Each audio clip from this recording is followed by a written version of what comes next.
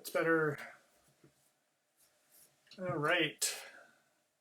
Well, for all of you that may be out there, welcome, and hope this goes well here. This is my first time trying this out here, doing a live stream, so we will see how it goes and see what kind of how it all ends up in the end here. So hopefully this will be beneficial to you folks. So anyway, let me make a few changes here. Mute some of my sound here. All right, so let me start with a word of prayer, since I believe God can help us to understand, and I want to be able to present something that's beneficial to you all. All right. Dear Heavenly Father, I just ask that your Holy Spirit would be upon me, that I would present information that would be helpful to some, and we can grow together in you. In Jesus' name I pray. Amen. All right, so you're welcome to use the live chat here. Over here, I'm going to see if I can figure out how to make it work here. I'm seeing some participants here. Let's see here. I just lost it here. Let me see if I can get it back here. Live stream, live video. Come on here. What's there? It just was there a second ago. Now let me refresh the page here.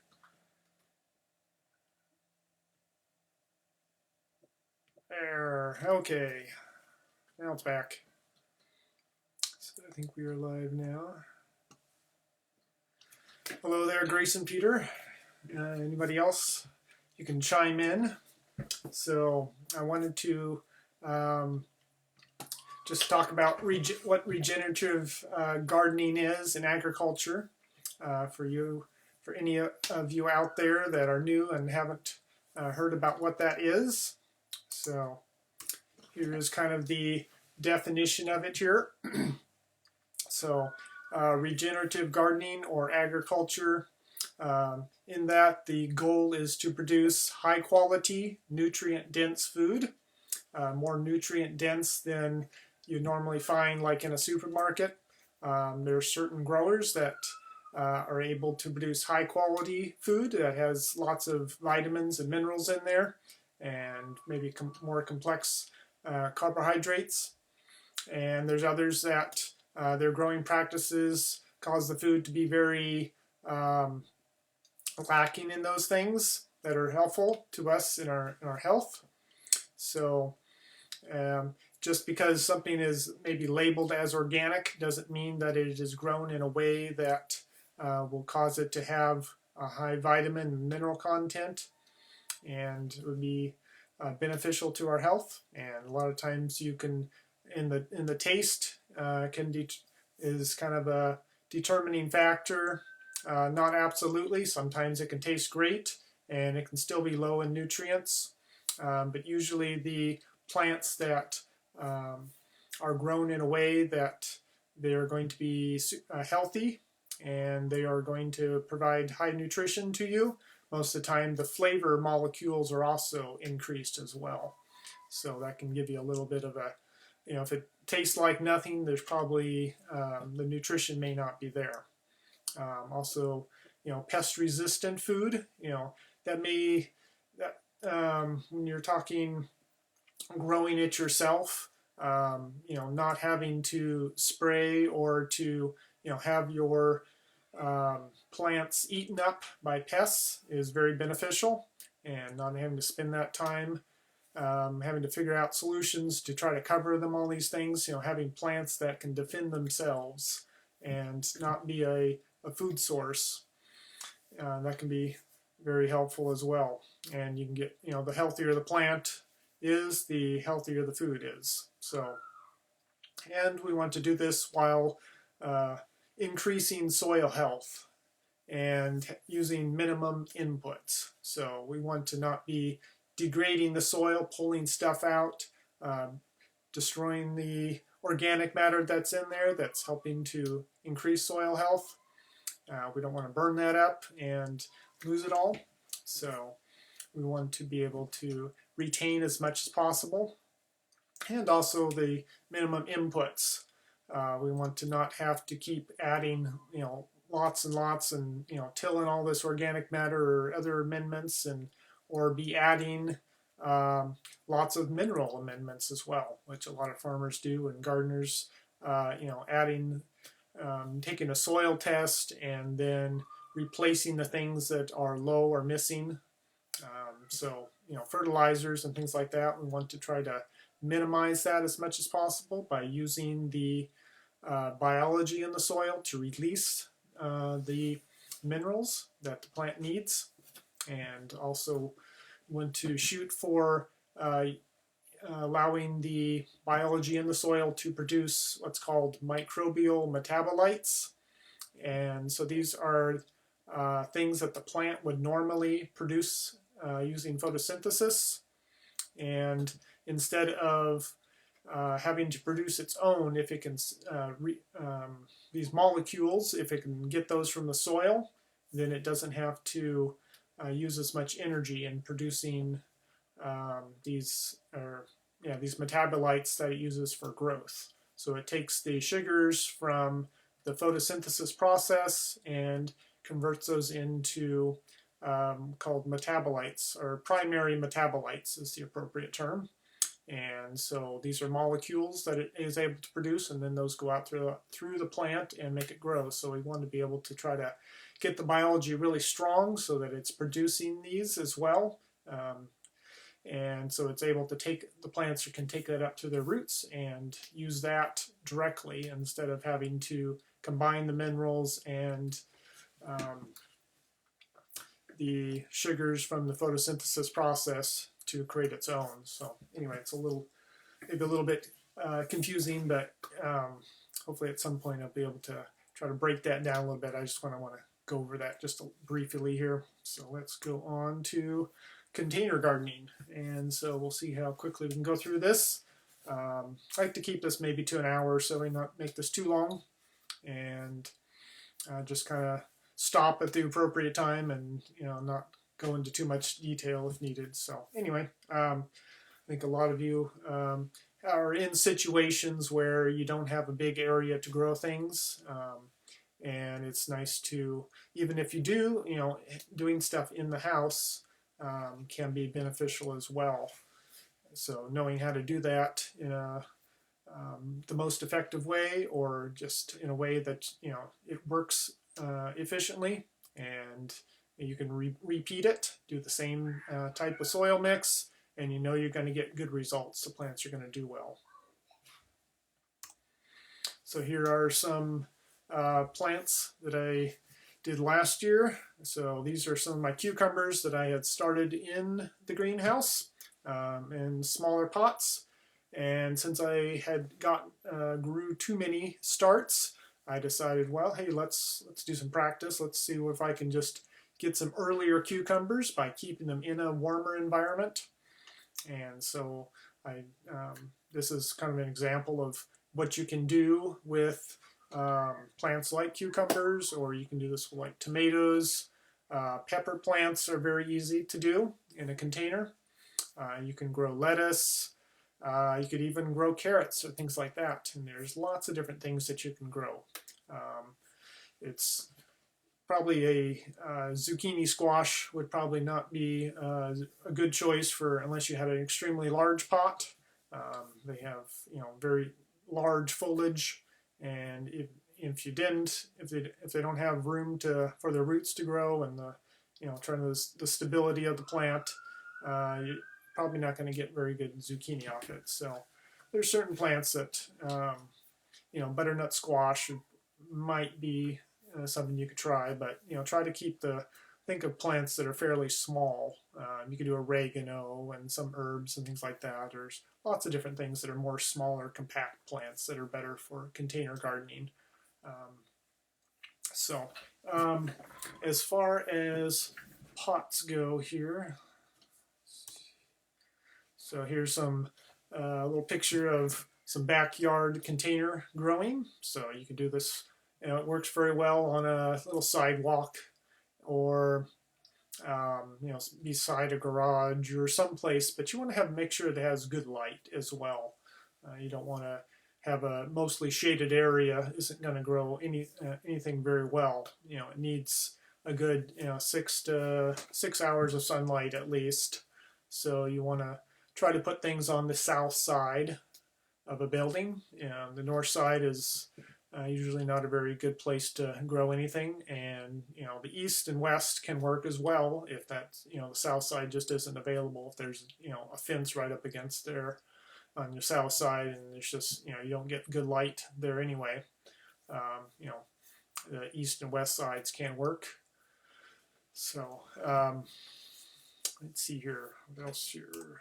Talk about. Okay, here's some more containers. So here's some bigger ones and some different support methods. So like tomatoes, you want to be able to support them, and you probably want to do a little more pruning on the tomato plants too. If they're indeterminate or a determinate variety is probably what you want to try for. Something that's more of a bush tomato, so it won't get too large, but you also want to be doing some pruning of it anyway, because it'll kind of take over the place. It'll can really make a mess. So you want to take out what's called the suckers on them. So you get your main stem coming up, and then you have a little side branch coming out, and then there's the sucker kind of comes in between. You can look that up on pruning out the suckers on YouTube, and you should be able to find good videos. I think I even have a couple videos out there on pruning the tomatoes. Probably more on my In Time Country Living Facebook page, because I had quite a bit of stuff on there as well. So anyway, and then so what about a soil mix? What can we put in these pots? So I have, so when I first started, let me pull up my other thing here so I can see what's going on here. There we go. Okay, so this is one of the original containers that I had. I'm trying to think how many years ago this was.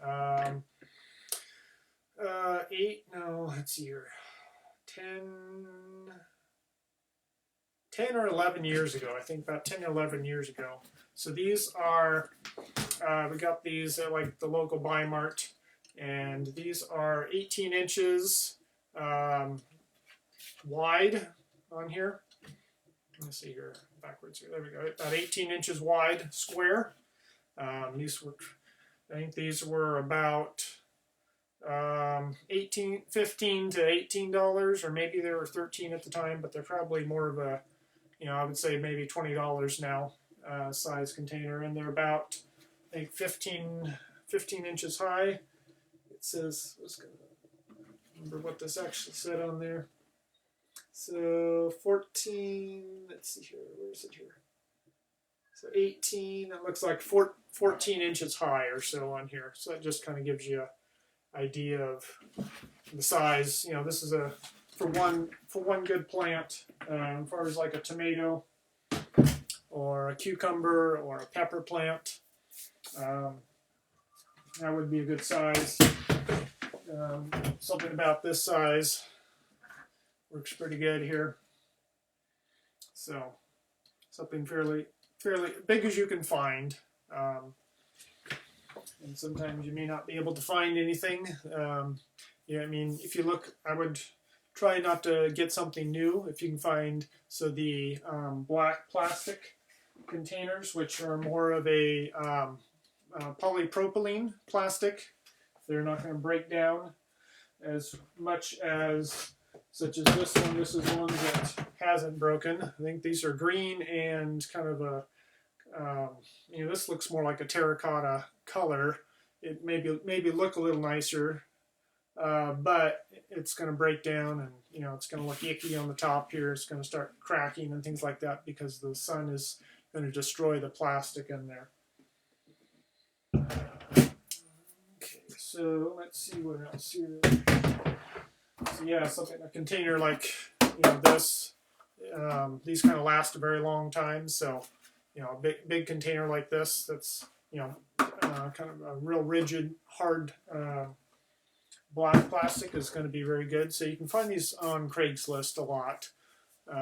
You know, somewhere local that you can find nearby that they have pots. You know, just hey, they have 20 of them. They want to, you know, try to get rid of them, or they have a miscellaneous thing. You can, you know, go over and, you know, pick up a few pots for maybe $10 or $15. You can find a whole bunch of pots for very inexpensively. You know, find something used. A lot of these pots will last quite a while. So,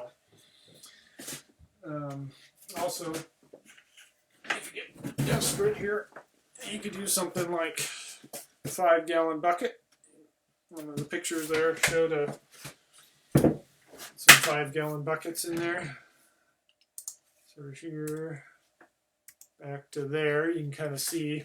You know, you can use 5-gallon buckets. So you want to also make sure that it, if it's not a pot that was intended for growing things. And now even this square one here only had about one hole in the bottom here. And I don't know, yeah, see it came with one little hole in the bottom. There we go. So there's one little hole, and that's really not enough. You need at least 4 good holes in the 4 corners, or, you know, different parts of it. So you want to get a good, oh, let's see here, probably 3/4 of an inch to an inch. Well, not quite an inch. You could do maybe half to 3/4 of an inch holes. At least 4 good holes. Most of the pots that come commercially are going to have little sections in the bottom. They also, if it's going to be flat like a 5-gallon bucket on the ground, then you want to put your holes on the sides near the bottom so that the water can actually get out when it gets too much. And if it gets too much water in the bottom, you can get root rot, and you want, you know, good drainage. So you want good moisture in there all the time, but you also don't want to have the roots sitting in water, so, and getting too wet and sloppy down in the bottom. It may dry out at the top, but if it's, you know, wet at the bottom because there isn't good drainage, then you're going to have problems. And you could put, you know, rocks at the bottom too, but I don't know that that's, you know, most of the time that isn't really needed. You can just have the soil mix go down to that level, and that way the roots are, you know, going to have the maximum amount of soil to get nutrition out of, since it's kind of a closed environment. So let's go back to soil mix here. So I've experimented with this for many years and tried different things, and keep coming back to having quite a bit of actual good topsoil in the mix. And I'm, you know, learning more about the soil biology that would be in there for native soil, and also the fact that there is a lot of minerals, wide, you know, kind of a full spectrum of minerals in the soil, in more what's called stable humus, something that isn't going to be breaking down non-organic matter type stuff. So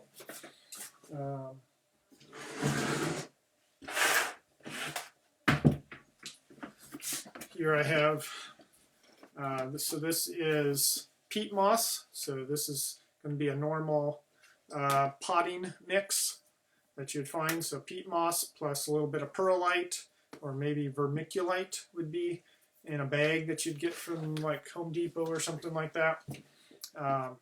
So this is pretty much purely organic matter. So it has, you know, so it definitely has some minerals in there. Probably doesn't have the full range in there, and nor necessarily in the quantities that you need. So, you know, having soil in there can give you a lot more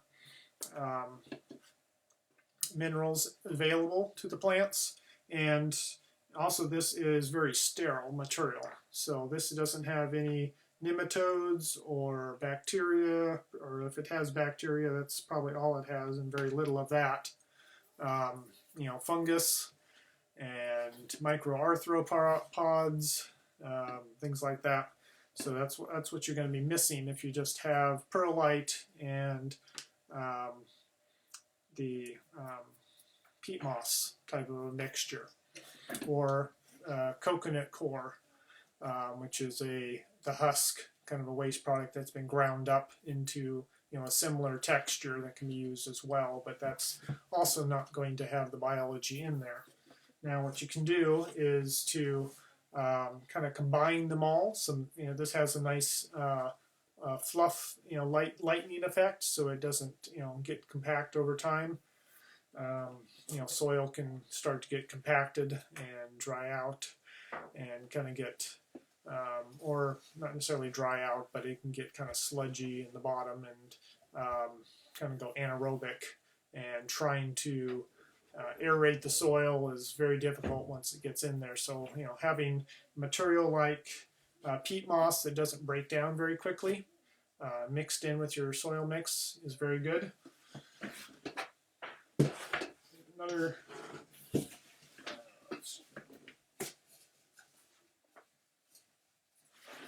all right, so we'll have another component here.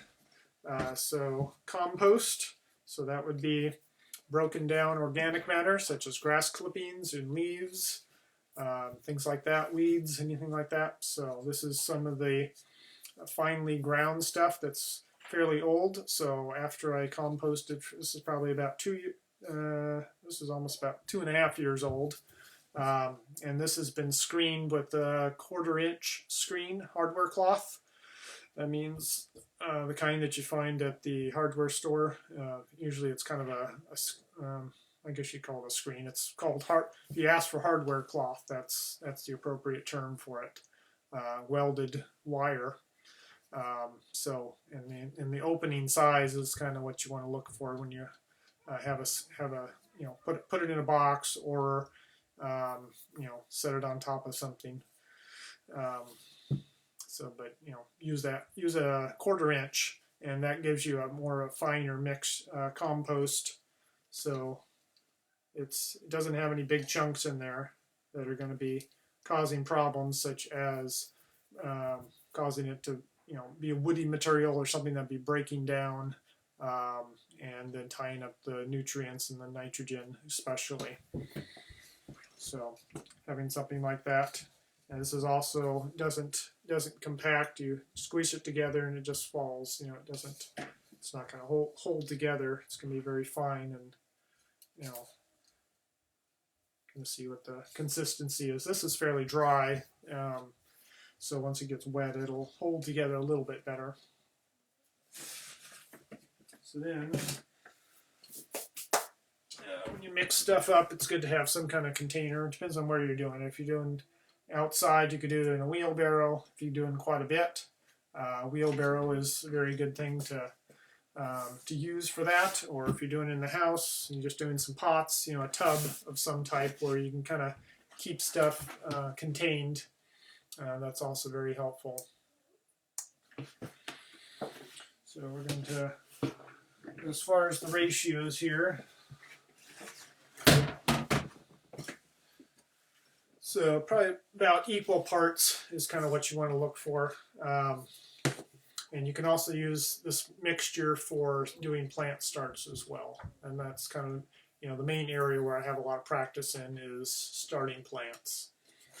So, and I'll talk about some of the other stuff we can add, but those are the main constituents. And let's see what I have next on here. Okay, so perlite. So some of this stuff can be optional, depends on how much, you can go out and buy the stuff. It's really not that expensive. I would recommend getting like a 13 cubic foot, let's see here. Yeah, I think about a 13 cubic foot bag if you're really, interested in doing this long term or for a while. It seems like, no, maybe not 13. I think it's like $13. Can't remember how big it is, but it's just like a huge big bag of this you can get. So another product you can put in there is pumice. So this gives kind of a way for the nutrients to kind of get absorbed into it and kind of hold on to them, as well as a place for biology to kind of live, some kind of a home for it. It has a lot of air pockets in there and little tunnels and holes, air holes. It's kind of been a popped rock is what it is. So that can be very useful, but it isn't necessarily necessary. So if you just have compost, like I tried to, my mix, the only thing that I really buy is the what's it called here?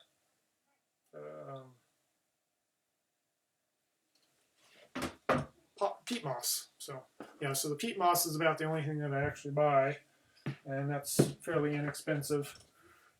So anyway, and sometimes don't, if you even needed to not even have that, you could get away with compost and soil, a mixture of just those two, and those would do fairly well. But as we add a few more things in there, it improves the quality of it, and it makes a better environment for the plants to live. So anyway, we can take about let's see here. This is, I'll just do an average here. So I'll take about a measuring cup full of this, and I'm going to dig around in here. I had some potatoes in this one, so there's still some potato skins in this one. So we'll take about equal parts of this. So go ahead and put this in my tub here. And let's see if I can tip it down just a little bit here. Back up. Okay, so we'll take some of that, and then I'm going to, and when you're doing it in a place where you need to be able to have a little bit of sanitation and not have muddy hands holding on to something, a pair of vinyl gloves works pretty well. And if you guys have any comments, go ahead, or questions, things like that, or things that aren't clear, go ahead and leave it in the comments there. I'll try to keep an eye on that and answer your questions and comments as we go along here. So, and then I'm going to take some topsoil here. So this is stuff that we live out in the country, so went out into the forest, looked around trees, bushes, and just try to scrape back the leaves or the grass and take the soil that's just underneath the surface there. So that's usually has the most amount of biology in there and the highest quality soil, natural things. So this is kind of what it looks like here. It's fairly crumbly. It's good texture to it. It's not all clumped together. It's not hard clay. This is more of a loamy clay is kind of the soil texture. So that means it's mostly clay, but it also has some silt in there, which is kind of like a medium-sized particles, and clay is more the smallest soil particles, and so it kind of creates a very compact and very sticky, and so this kind of behaves as kind of a loam because of the organic matter in there, and so there's a lot of little roots in here that will decompose and provide nutrients to your plant as well. So don't try to picking them out isn't needed at all, and they're not going to regrow most of the time. Unless it's maybe grass. But most of the time, it isn't necessarily the roots that are the problem. It's I can't remember now what it is.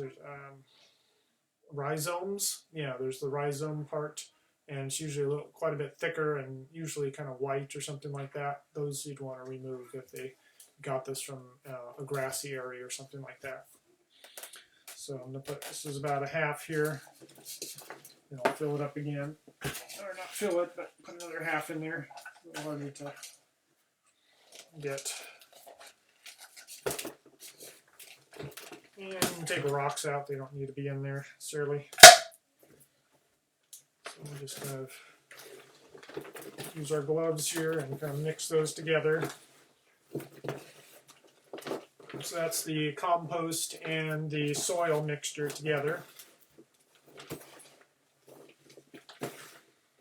Usually I try to keep things not terribly dry, because I want the biology in there, but I don't want it terribly wet when I'm working with it, otherwise it gets kind of muddy and sloppy and hard to work with. And then once I get it in the pot and I'm ready to actually put the plant in there, then I'll go ahead and add the water and start hydrating it up to the point where it's, the plant is able to get its roots in there and start growing. So this is kind of what it looks like here. It's fairly crumbly. See if I can pack it together here. So I can kind of get it into a ball, but it's a good, poke it a little bit and it should come apart. So that's a good texture there.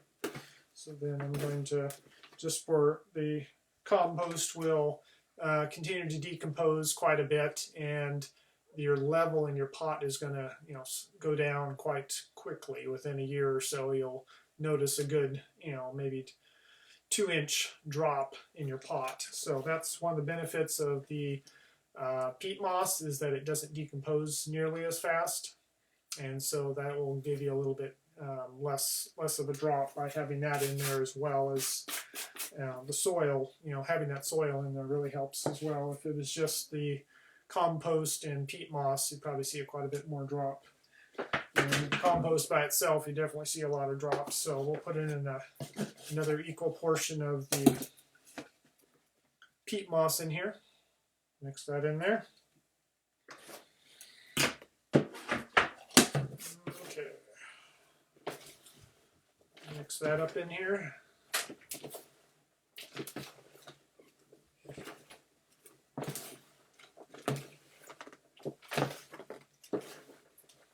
Just kind of keep running your fingers through it, bringing it up, and find the areas where you can see one.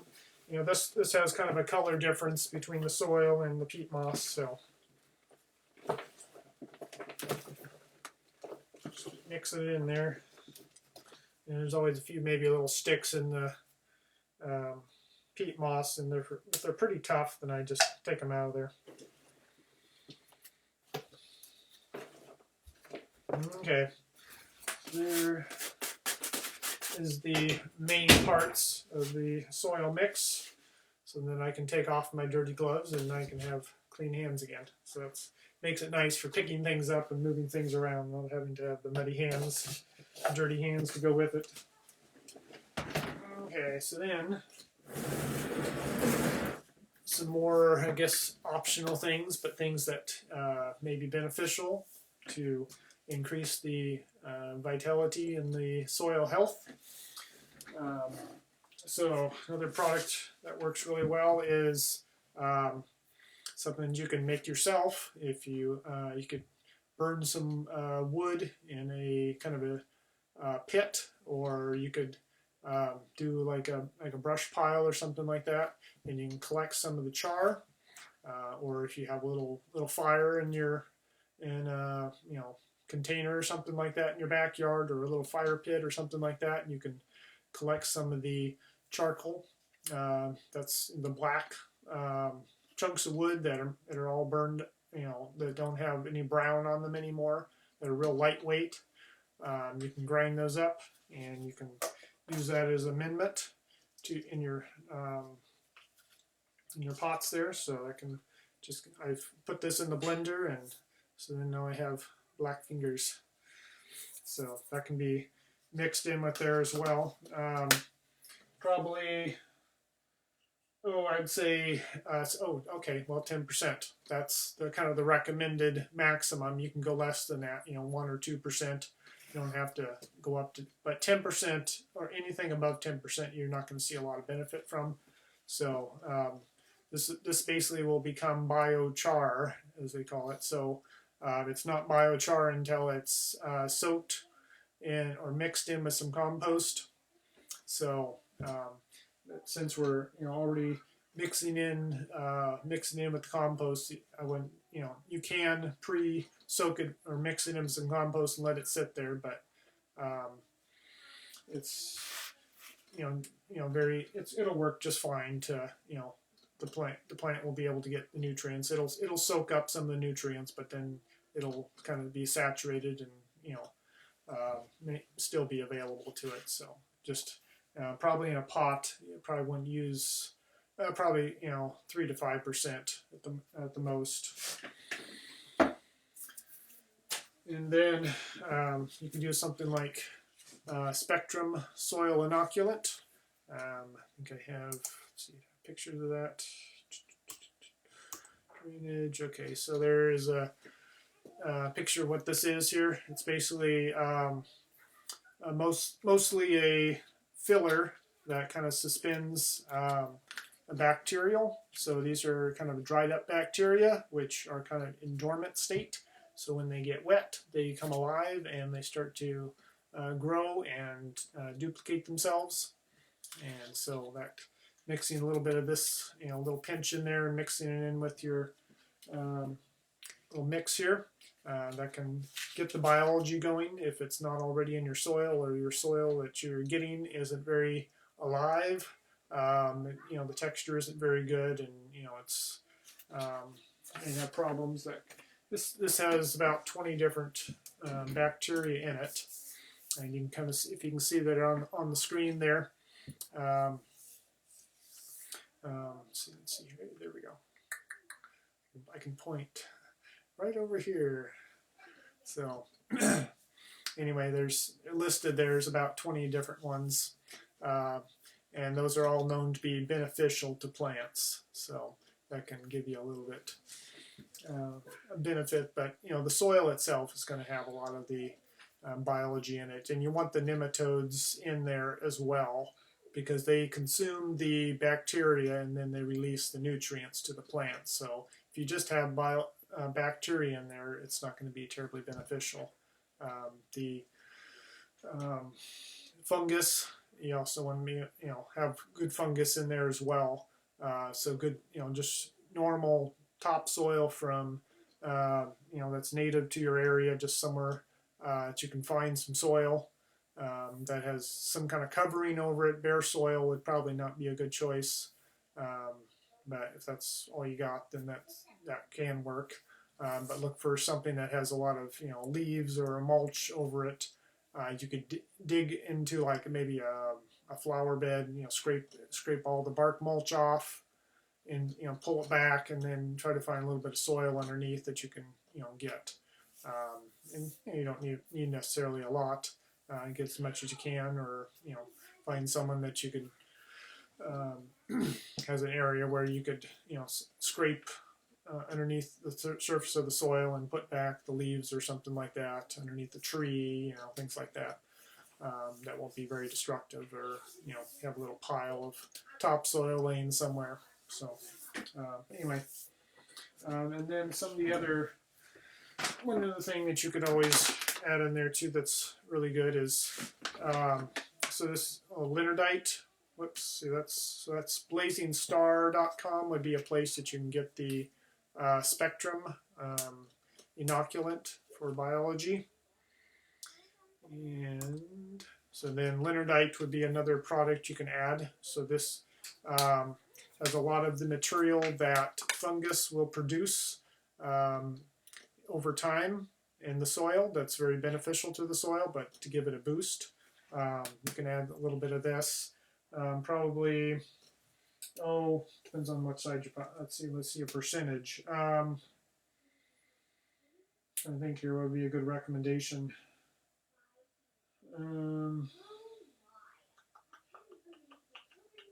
Probably about 5%, maybe less. Probably in a pot. Let's try to think about this here. So let's say we have a pot this big. I would put maybe a couple tablespoons or so in there. So I'm not sure, that's probably 1% maybe, or less. You don't need a whole lot of it. So that's just something that you can, it's not terribly expensive, and something that definitely helps. You can keep around for many years, and doesn't go bad or anything. And so it has a lot of the humic acid in there, and fulvic acid, and humin. This particular product is not, you can buy ones that are just humic acid, but they're not as beneficial as having all three parts in there in a more of a natural ground up form. This is, a black powder is basically what it is. That's a mined product, but this one has 70% humic acid, and so that's very good. they've been help in your potted plants and in your garden too. So anyway, here's that. And then just a quick thing. So one other thing that you can do. So this particular one was given to me and by another person that told me you could use pumice and a little bit of compost, worm composting, and mix those together. Mostly, probably I would say, I think they probably put it about 20% compost in with the pumice. So that would be the little white rocks. And it's does very well in that. So there's no soil, just the compost and the pumice. So the pumice kind of holds it in the structure, so that it isn't compacting, and it has enough. Has places for water to be absorbed, and there's air space and things like that. So pumice can be another good alternative. Though dirt is usually cheaper than pumice. But it depends on your circumstances. Everybody has different access to material, and you just don't have access to dirt. Pumice, even perlite. Pumice is a little bit better at holding on to nutrients and a little bit better at creating a home for biology than perlite is. But perlite is not that much further down as far as effectiveness. So. Here, and so cucumbers. I wanted to talk about cucumbers a little bit in another 15 minutes here. I'm going to talk about that a little bit. I have quite a bit of experience growing cucumbers. It's been about 11 years or so since I had my first cucumber plant growing in a pot. And it may even be this pot back here, may even been the one that I had it in. I don't remember now. So I had about four of those big pots at the side of our townhouse. And so that was kind of like my first actual me instigating it, rather than being around my parents who grew a garden every year for all my growing up years. But it was more like I was the observer and never really took part in it. So when I actually got on my own, then I was more interested in seeing what I could do for gardening. And so growing stuff in pots worked out pretty good to start out with, to practice until I got some land where I could actually put stuff in the ground. So there's lots of different varieties of cucumbers. So here's one. This is kind of a Beat Alpha type. So these are fairly small cucumbers. They're only about that diameter or so, maybe 2 inches maybe in diameter, and they get about 5 inches long. And then this is more of called a slicing cucumber. So these are the kind that you normally see in the grocery store, that you normally buy. So that's kind of what they look like. And this is a lemon cucumber, so they come round and they can come yellow, or there's even slicing cucumbers that are kind of a yellowish color. I even grew some one year and didn't care for them too much, but depends on who you are and what your taste buds are. And then this is called an Armenian cucumber. These are quite good, and these are really a melon. And so they don't tend to have the characteristics that normal cucumbers have, but it has similar texture, and seeds are in the middle. And this is it's something a little different flavor to it. It doesn't taste like a normal cucumber, but it has a little bit of it's kind of like a green melon is kind of what it is. And so it's classified under cucumbers usually when you go looking for it. And there's dark green ones and there's light ones, but there's not too much variation. They usually have ribs on them, and they're very smooth. They don't usually have any thorns or prickles on them. And they also don't get bitter in the hot weather, or they get too dried out. They don't tend to get bitter. Actually, they can get a little bit towards the end of the season. If you leave them on there for a very long time, they just keep getting bigger, and then at some point they start to sweeten up just a little bit. as they dehydrate or something like that. So I've grown them for many years. They're quite good. And then pickling cucumbers, those quite small. They can get very fat and kind of stubby, and so once they get too big, they're not very desirable for eating. When they're small like that, they're very good for eating and making pickles. Then we have kind of a so either an Asian or an English cucumber, you could call it. So this kind of characteristic is kind of a very long cucumber that's fairly slender, either smooth skin. Sometimes they have some prickles on there, but most of the time they're a little bit more of a smooth skinned cucumber, a thinner skin. Those are very nice. And so here's again some of the ones that I've grown here. So just a few varieties here. So this particular one is called Mid East, MID, and then East, EAST, and then Peace. So this is bred by an Ellen Capular over in Corvallis, Oregon. He's a plant breeder over there and sells seed. So Peace Seed, Peace Seeds or something like that, I think is his company. But I got these particular ones from Adaptive Seed. And then these are very good. And then these are the, I believe, Point Set 76, which Grace is mentioning did very well. So good climbers, yeah. So the Market More 76, which is by the same plant breeder. I can't remember the guy's name here. That actually grew. Both of the ones, the Point Set 76 and the Market More ones, you're going to see quite often for most seed catalogs, and those are very similar and quite good as well. I don't know about the climbing ability. I haven't grown the Market Mores, but Point Set ones are quite good. A lot of the let's see here, the other one that I had here. There we go. So these climb very well, Grace. So you could try. I don't I've tried quite a few different varieties. I don't know any. Let's see, do I have any names over here? So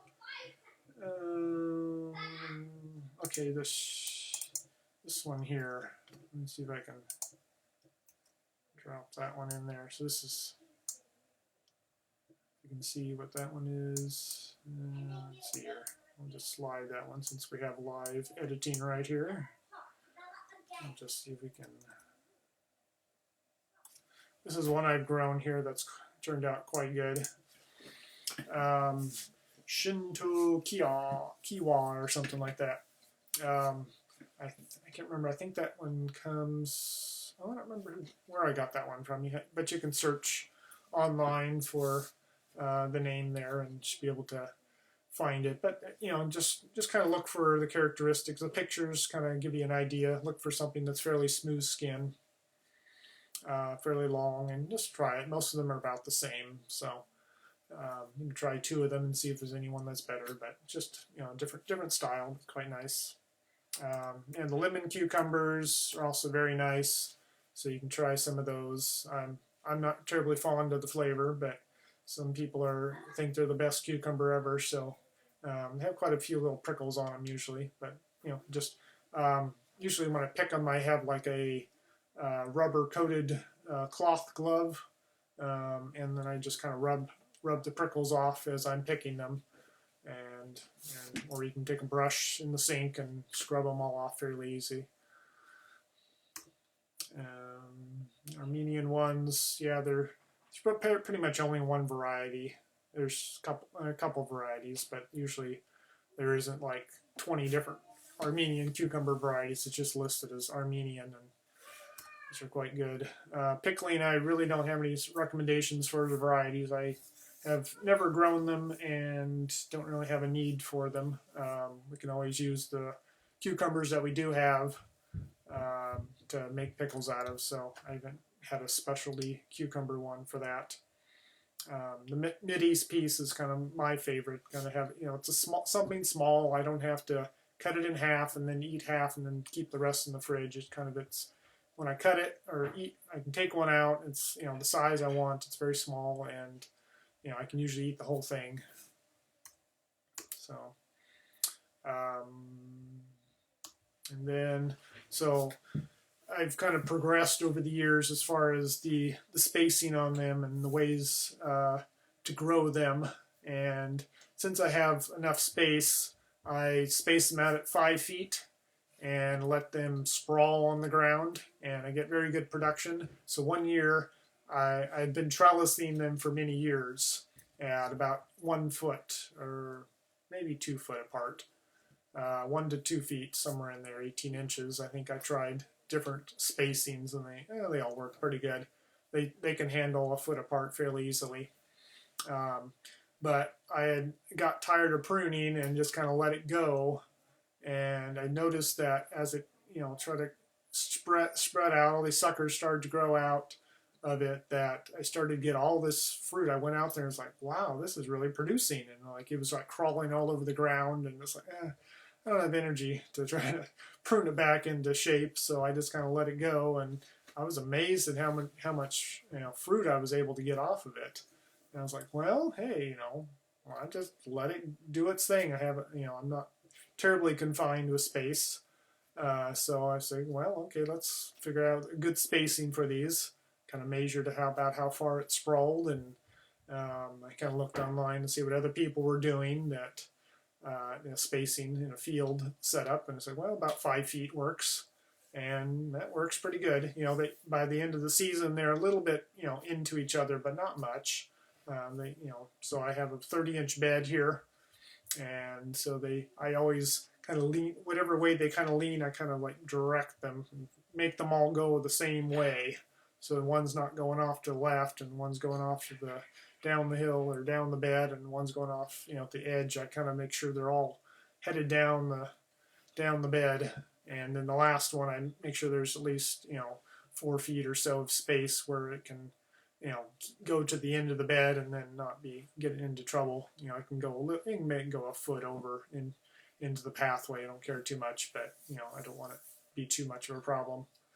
And then you can direct them, the vines. But hey, that's that works very well. If you don't have enough space, then you can do the more of a trellising method. So here you'll notice that let's see here. I don't really have a way to. Oh, hey, can I point? You can't see the pointer, can you? Anyway, so you'll see the plants that are kind of spaced out there. They're all kind of, the tips are kind of the smaller leaves, and they're all kind of pointed down. So that would be to the right. So that is kind of what that looks like when they're they keep growing in one direction. And then for trellising, you can kind of see the tomatoes there in the background. Those what is that? That would be the tomatoes there. So the orange strings hanging down. So that's kind of my trellising method for tomatoes. I like to just get those to be trellised up rather than laying on the ground, because it's hard to get the fruit out on a tomato. And there is potential for letting them sprawl on the ground as well. But the mice like to get in there, and the slugs, they'll have access to the fruit, and that's a little bit too much of an issue, I think. So I think trellising the tomatoes is probably the best option. So these are at 2 feet spacing, so that kind of what that looks like. But you can use the exact same trellising method for the cucumbers. They do very well on that very similar trellis, and they need about 8 feet of height or so, 7 to 8, depends on the length of your season. So that's what that looks like. Oops, there we go. Is that about it? Okay. So there you can see the cucumbers probably halfway through the season. Well, about halfway. That would be July, August, somewhere in mid-July or so. Photo was probably taken. And I was just starting my carrots there. The little green stuff coming up there behind, that's the carrots coming up. And so And you can see they just kind of vine and do their thing, and you just kind of paw through the plants a little bit. They're not terribly hard. They're not very deep. And they just fairly easy to get in there and get all the bigger ones picked. And usually it's a once a day practice to go out there and pick the cucumbers. And then I like to mix our green beans and our onions and tomatoes and the cucumbers all together, kind of chop them all up and kind of make a little salad out of them. That's one of the things I enjoy about growing all the different types of fruits and vegetables, that I can, make delicious meals out of them. So let's see that. I guess that's all I had for doing cucumbers here. Think of any other. Let's see here. So basically, I'm doing kind of a no-till method of growing them. So I'm just laying the compost. So when I do the bed, I kind of rake it out, and then I do the starts in the greenhouse till about.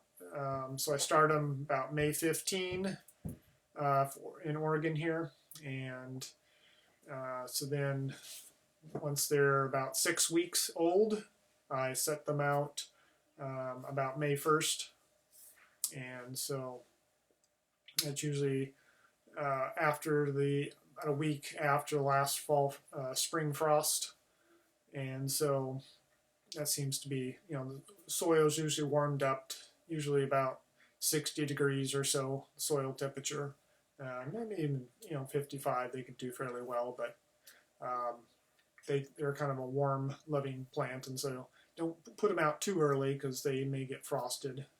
And then I just lay an inch or two of compost over the surface of the soil, and then dig a hole and transplant the cucumbers into that hole, and off they go. And you can set up your trellis there if you want to do a trellis method, and start winding them around the string, or you could, if you want to do some horizontal wires or more of a grid type, wood trellis. There's all kinds of different trellising methods. You can just look what's available to you, and use that. They have little tendrils they can curl around and hang on to a structure, or you can, like I said, wind them up. But it kind of weighs them down, so they're not necessarily wanting to go up. If there's lots of different suckers, so usually you want to remove the suckers on them and try to just have a single center vine, and then have all the fruit kind of hanging off of that.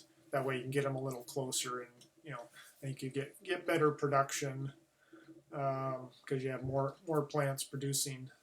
But you can maybe do a test and kind of see. It's been a while since I've grown them on a trellis to know and really do a comparison between, hey, space them out a little bit and leave more suckers, or prune them up more and then have more plants, and which one actually produces more fruit and